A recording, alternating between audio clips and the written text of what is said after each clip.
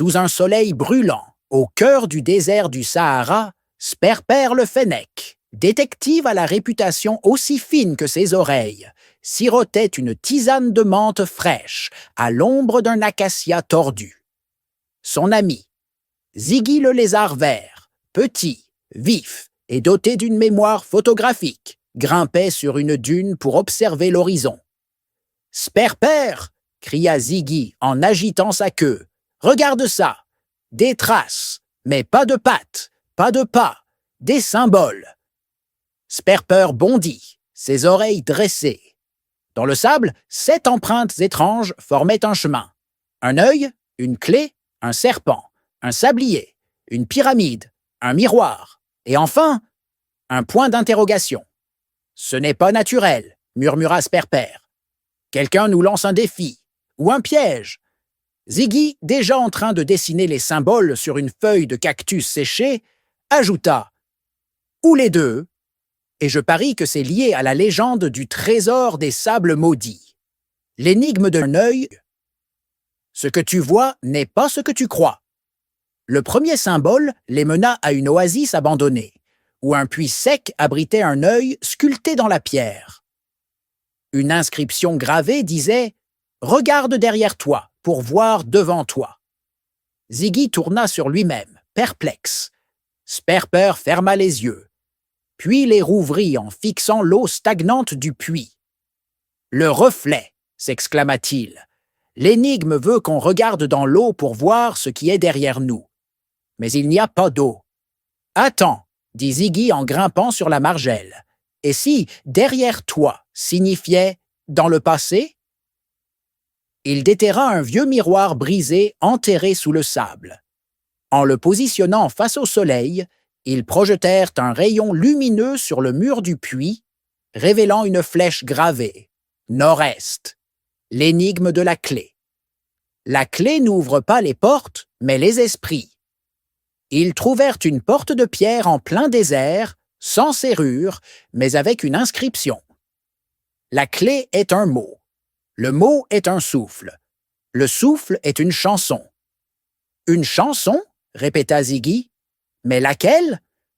Sperper se mit à fredonner une vieille comptine du désert qu'on chantait au petit Fennec. « Vole le vent, danse le sable, chante la lune au ciel, stable. » À la 3e note, un mécanisme cliqueta. La porte s'ouvrit, sur une salle remplie de hiéroglyphes. La clé, c'était la mélodie, s'émerveilla Ziggy. Pas un objet, une vibration. L'énigme du serpent. Celui qui rampe connaît la vérité cachée. Un immense serpent de sable, une illusion d'optique créée par le vent, serpentait entre les dunes. Une voix murmurait « Suis mon corps, mais ne me suis pas. Trouve où je ne suis pas, et là, tu me trouveras. » Paradoxe, grogna Sperper. Ziggy rampa au sol, imitant le serpent. Peut-être que où je ne suis pas, c'est sous moi? Il creusa et trouva une boîte en cuivre contenant un parchemin. Le serpent est l'ombre, la vérité est la lumière. Cherchez l'ombre à midi. À midi pile, l'ombre d'un rocher forma la lettre psi, symbole d'énigme suivante. L'énigme du sablier. Le temps ne coule pas, il tourne. Au sommet d'une dune, un sablier géant, planté dans le sable, ne laissait couler aucun grain. Inverse le cours et le passé te parlera. Sperper le retourna. Rien ne se passa. Le passé te parlera, réfléchit Ziggy. Et si on devait écouter le sable? Ils collèrent leurs oreilles contre le verre. Un murmure. Levez les yeux quand le soleil touche l'horizon.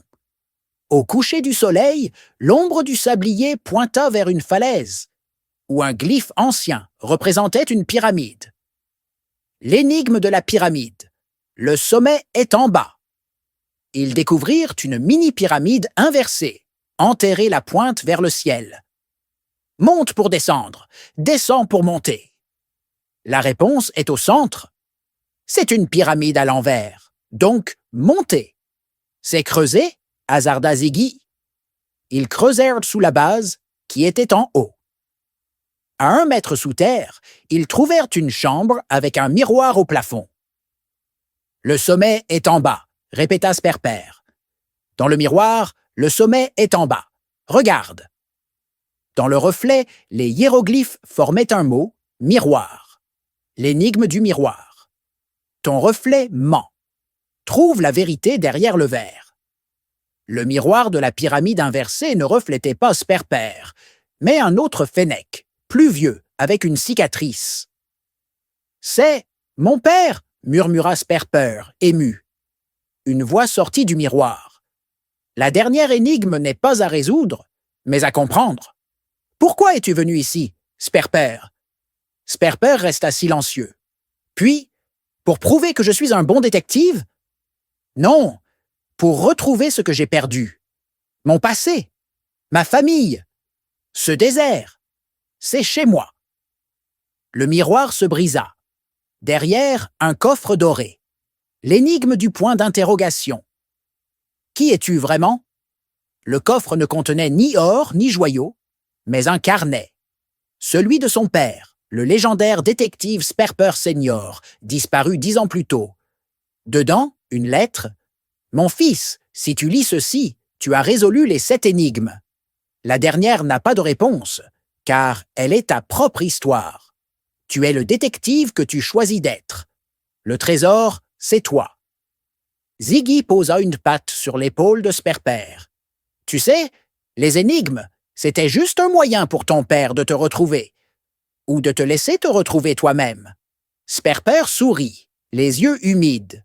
« Alors, on rentre? »« Pas encore, » rit Ziggy. « J'ai repéré une 8e empreinte. Un cœur. Et je crois qu'il pointe vers une taverne avec de la glace à la date. Sous les étoiles du Sahara. Assis sur une dune, mangeant leur glace. Sperper et Ziggy regardaient les étoiles. « Tu crois qu'il y aura une prochaine aventure ?» demanda Ziggy. « Avec toi? »« Toujours, mais la prochaine fois... » « C'est moi qui invente les énigmes. »« Oh non !» gémit Ziggy. « Je préfère encore affronter un scorpion géant. » Et sous les rires des 2 amis, le désert du Sahara garda ses mystères, en attendant leur retour.